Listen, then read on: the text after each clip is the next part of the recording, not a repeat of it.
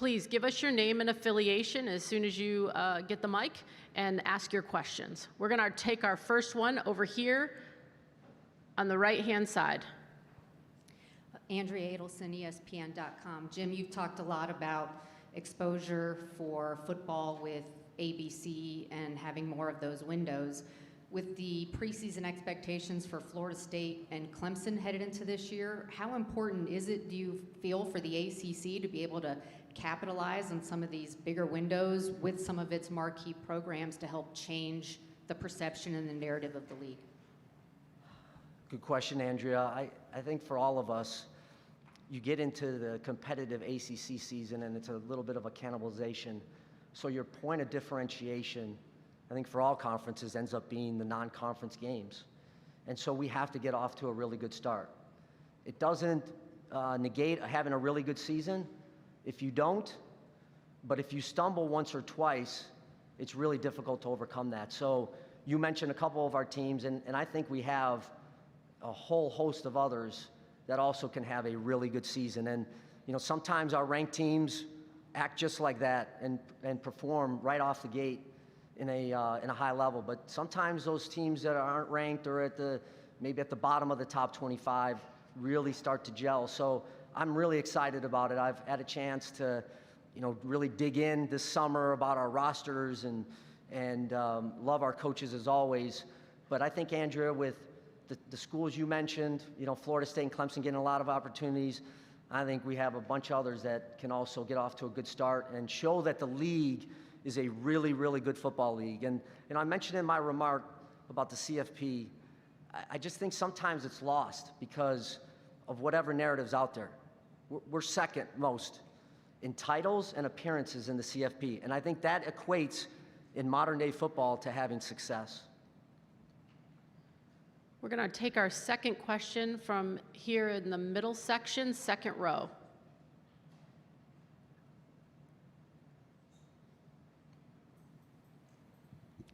Royal Howell, Carolina Blitz. Commissioner, a year ago in this same room, you mentioned guardrails and mandating the NIL. Players seem to love it, but coaches seem to have a disgrunt about players being able to make money off their name, image, and likeness. Lane Kiffin recently mentioned college football being a complete disaster right now with the NIL.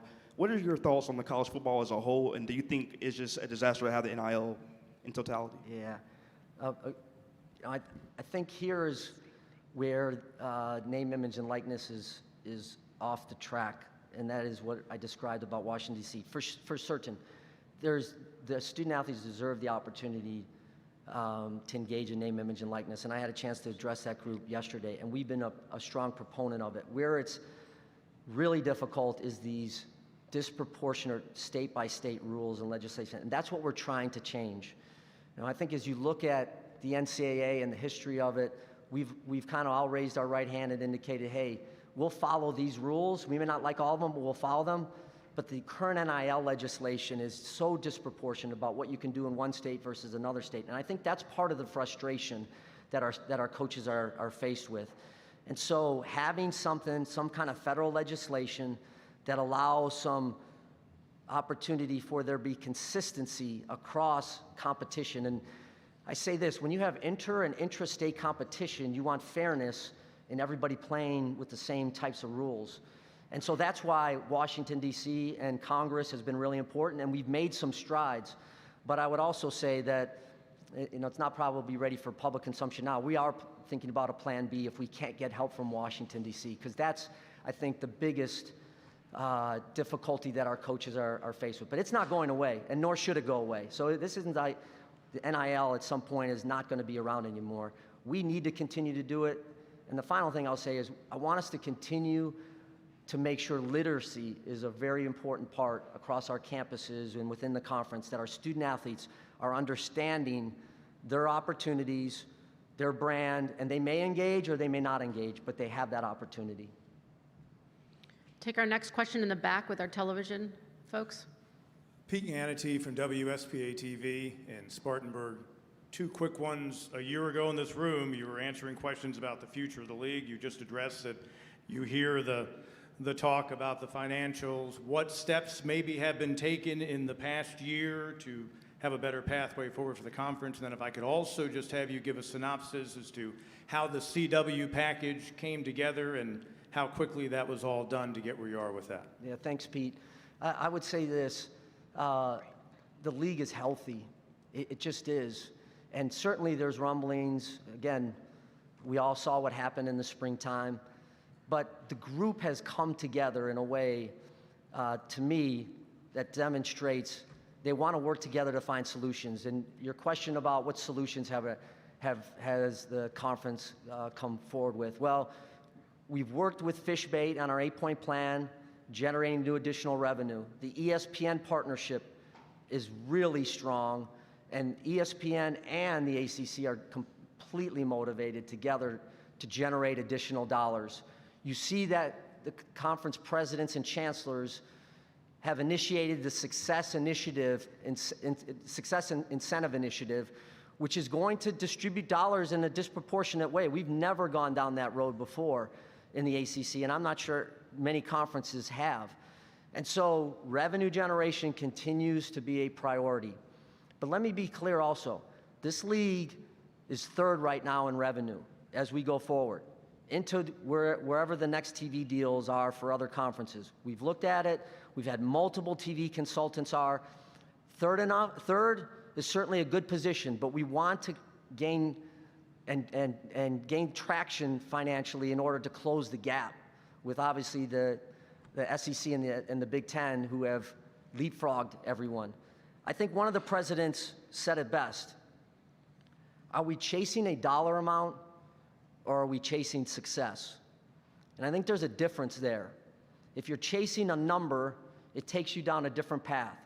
If you're chasing success competitively in football and basketball and all of our sports, then I think every institution has an idea of what they need.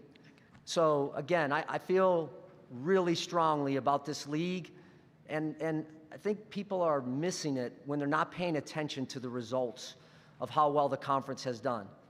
So it will continue to be a priority, and certainly has the attention of everybody from our board on down. And then the CW relationship. Listen, we've had a great relationship with our TV partners. You know, Raycom has been a wonderful partner of the ACC forever, and they were incredibly helpful along with ESPN in getting the CW. And I think all of you understand distribution and eyeballs and being able to be visible in all of the regions that our schools are, but across the country. And that was one of the things when I came almost 2.5 years ago,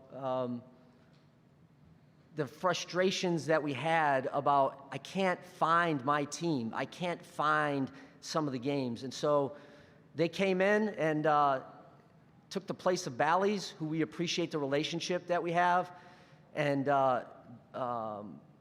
Raycom will produce the games, and they'll be distributed on the CW. And CW is getting into sports, etc. I know they have Live Golf, and that's getting a lot of attention for different reasons. But we are really excited about that. I think Dennis Miller was going to try to be here from the CW from Los Angeles. I'm not sure he's here, but if he is, maybe raise your hand, and if you have any questions later, you can kind of go over and see him. But excited about the CW. We're going to take our next question from our left-hand side in the middle. Hey, Commissioner, David Hood with TigerNet.com. In talking about the revenue gap versus the results and trying to find more money and working with ESPN, how do you keep the schools like Florida State, like Clemson, that have spoken out publicly, committed while trying to bridge what may be at some point a $40 million gap? And do you think that gap can be bridged, maybe not to 40 million, but hey, we can get you to within 15 million, 20 million? I think that's the right approach to make it. Instead of trying to get to a number, try to bridge it as far as you can. And I think how you get it done, you work collaboratively. And that's what we've done. And those two institutions have been terrific to work with. I mean, they have great leadership. Rick McCullough is a wonderful guy. Jim Clements is a wonderful guy. They love sports. They love their institutions. But I know they also love the ACC and are trying to figure a way through. But it's all of our schools, right? All of our schools are incentivized to make sure that we have as healthy of a financial portfolio as we possibly can. So after the spring, if you wouldn't have, if we wouldn't have had any discussions or we wouldn't have come out with a success incentive initiative program, I may have felt differently. But the regularity of which the board is meeting now and the regularity of our ADs meeting, et cetera, and how good ESPN has been, they understand the volatility that there is, but they also are looking to grow financially based on some of their, recent events. So you have a lot of mutually beneficial outcomes in this thing. So staying together, working collaboratively, working strategically. And we have some other things that we're working on I can't address with this group right now that are pretty exciting to try to address that revenue gap. Take our next question from the back on the aisle. Hey, Jim, David Hale with ESPN. You talked about lobbying in D.C. regarding NIL. I know some of the potential options that are out there would include a third-party government entity that would oversee this. How comfortable are you with the idea of sort of outsourcing NIL oversight to a third-party government-run organization? Well, we got to look at all of our options. If that ends up being the best one and everybody is, in line with that, then you have to do it. It starts to get, you start to get leakage about kind of controlling your organization and the association and making decisions when you go to Washington. So there's always some danger there. But we have to do some things differently. And so if it ends up being in that kind of structure as you described, David, then we're going to have to do it. I'm going to take our next question. Nope, come on back up here. We're going to take our next question. Third row.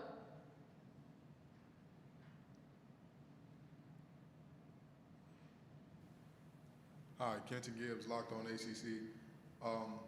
You talked a lot about where you are in terms of the conference and looking at growing and expanding and bridging that gap. One of the biggest fish that's out there that people constantly whisper about with the ACC, a team that's on that slate of televised games for the ACC, is Notre Dame. Is there any progress towards getting Notre Dame to join as a full member with football as well, or is that not something that's on the table at the moment? Yeah, another really good question. We've had a lot of conversations, let me just put it bluntly, with Notre Dame, and they've been very clear. They value their independence, and I think they feel strongly that that will continue well into the future. If they ever have the desire of joining the conference, they know that we would welcome them with open arms. But I think, I can't speak for Jack right now and Pete in the future or Father John, but I think it's been a healthy relationship both ways for the ACC and for Notre Dame. Their sports, other than football, I think have thrived in the ACC. I think they really enjoy the academic prowess that the ACC brings as well. But they've been pretty clear about their desire to stay independent. So I don't see that changing anytime soon. Next question on the other side of the aisle, midway back. Hey, Jim, Luke T. Cock, Raleigh News and Observer. Curious, you mentioned the revenue distribution and all those things. Did kind of having all of that come out at Amelia Island into the open with everybody discussing it change in your mind the sort of mood in the conference about some of this stuff? Was there a tangible change since May in terms of addressing the future of the ACC that you saw? Luke, I really believe it helped us. I do. It was painful to go through. Nobody liked it, but it really started to develop this honesty and candor. Not that it hasn't been an honest group before, but more candor than anything else about, hey, here are the issues we have, or here's what we're concerned about. And I think that's healthy. I think that's healthy in any organization. And you can maybe have it at the coach level or at the AD level, but when it's at the CEO level with our presidents and chancellors, I think that has helped us come together and understand these are some of the things that we have to address. And then, as I mentioned a little bit ago, I think the frequency, Luke, of us now getting together, we meet once a week now, sometimes more. And then, if we don't have anything to go over, we can cancel the meeting, but it's on CEO's schedule. And even throughout the summer, we've had, to me, more meetings than my first 2 summers with the league by far. I think double, even combined the first 2 years. So they're attentive, they're aware, there's lots of discussion going on. So at the end of the day, I think you turn a tough situation into a positive one. Take our next question from the back on our right-hand side in the aisle. Hey, Jim. Matt Baker with the Tampa Bay Times, over here. Hey, how are you? You were talking about the patchwork of NIL state laws. What, in your mind, is kind of the practical impact of that, considering there hasn't been much enforcement of anything so far? I think that's the disappointing part of it, Matt. And I think our league had the most visible one, and I still kind of shrug my shoulder on that. I don't quite understand that, of everything that's going on.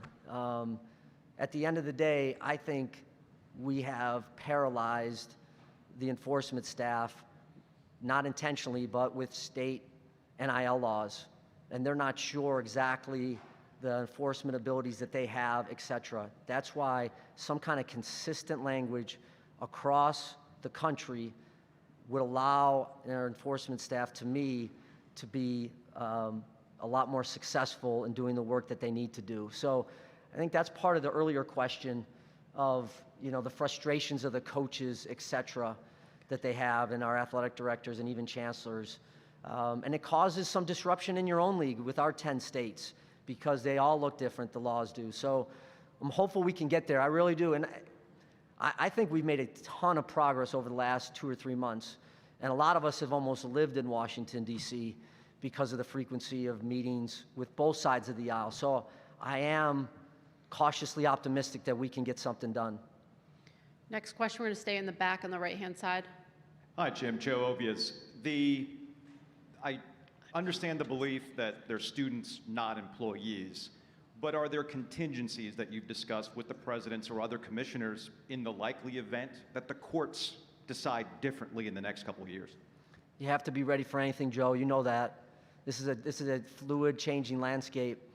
And what a student athlete and their experiences and, being able to get support and monetize their name, image, and likeness, what that looked like 10 years ago versus today, we have to be ready for almost anything. The courts have been active all the way up to the Supreme Court.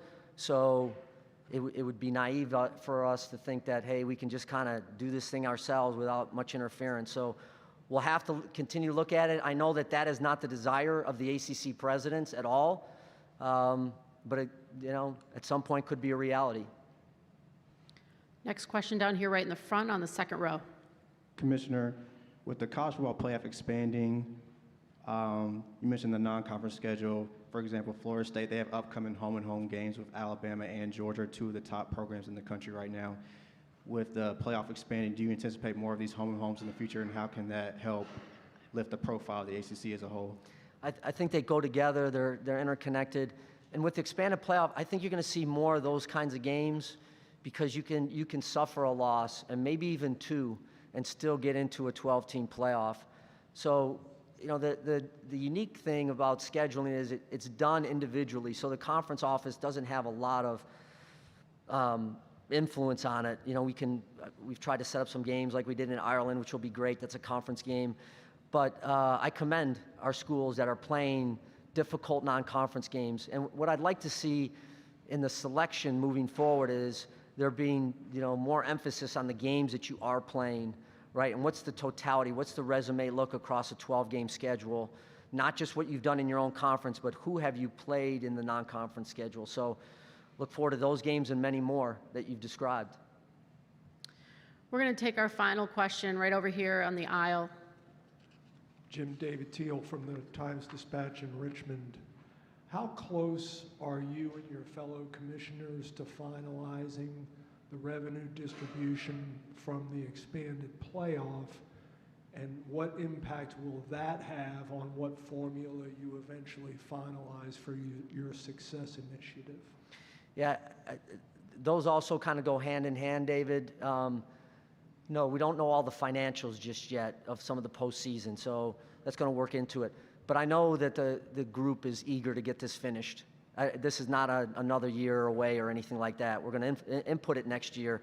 I think they really are interested in a short order getting something done and structured in a way so everybody kind of knows what those financials potentially look like, not knowing all the numbers.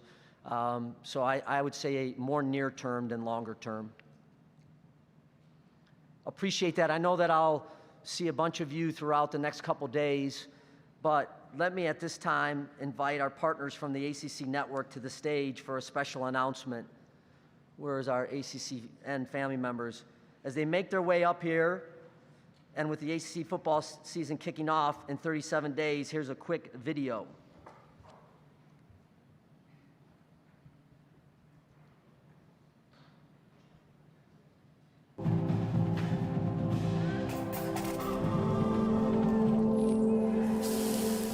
Game day in the ACC.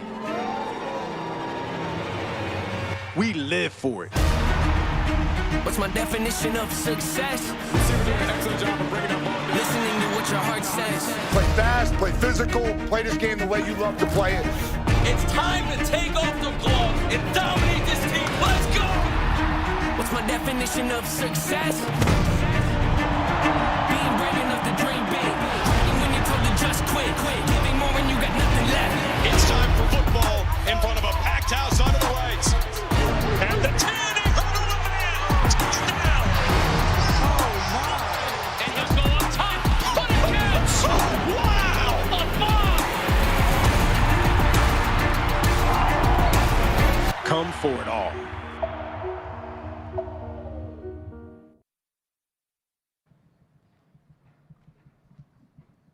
Kelsey Riggs has been part of the ACCN since it went live on August 22nd, 2019, and we're so proud she continues to be an incredible ambassador for the ACC and ACCN and ESPN. Miss Riggs, come on up here. Let's give her a nice round of applause.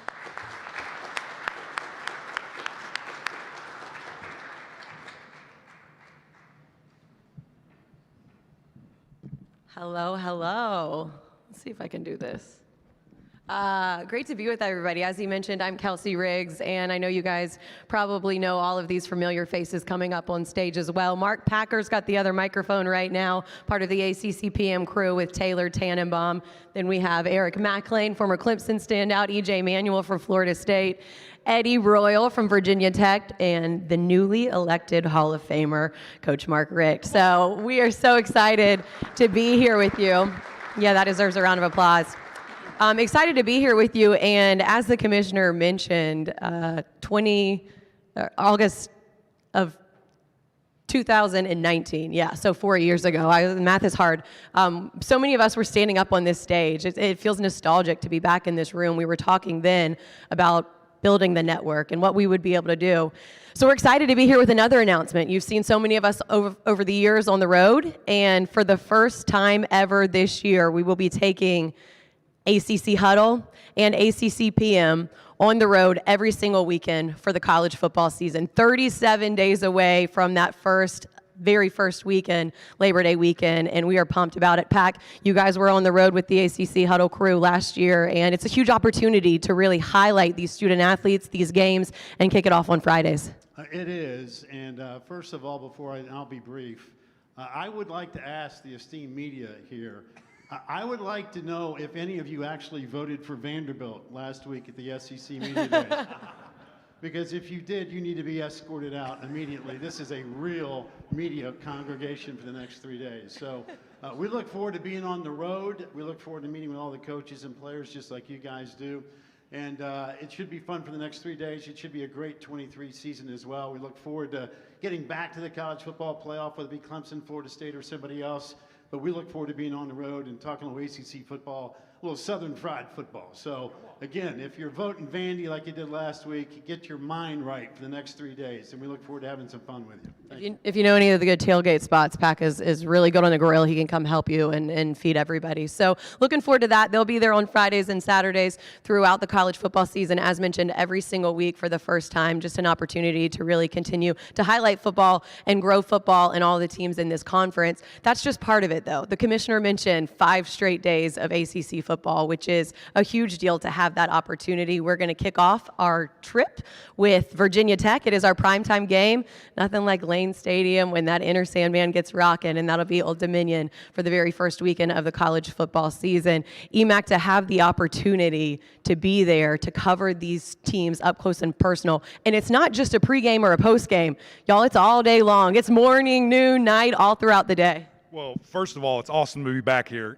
8 years ago, I stood on that podium as a student athlete, and, to see how this thing has grown and to have this awesome crew that I'm standing here with, an amazing TV partner that we work for, and just to see the continual growth of this conference is very inspiring for me. But all that we just mentioned, I mean, how can you not be jacked up as a student athlete, as a fan, as a media member, to have this type of presence every single week? I mean, I just think about it as a former player, to have that stage that we're going to have that presence at my facility, at my stadium, it just feels so big. And it is. And these student athletes deserve that. They deserve this credit and this unbelievable coverage that we're going to give them. So can't wait to be in Lane Stadium. Eddie's been there once or twice. It's going to be so much fun, and can't wait to deliver this awesome content all fall.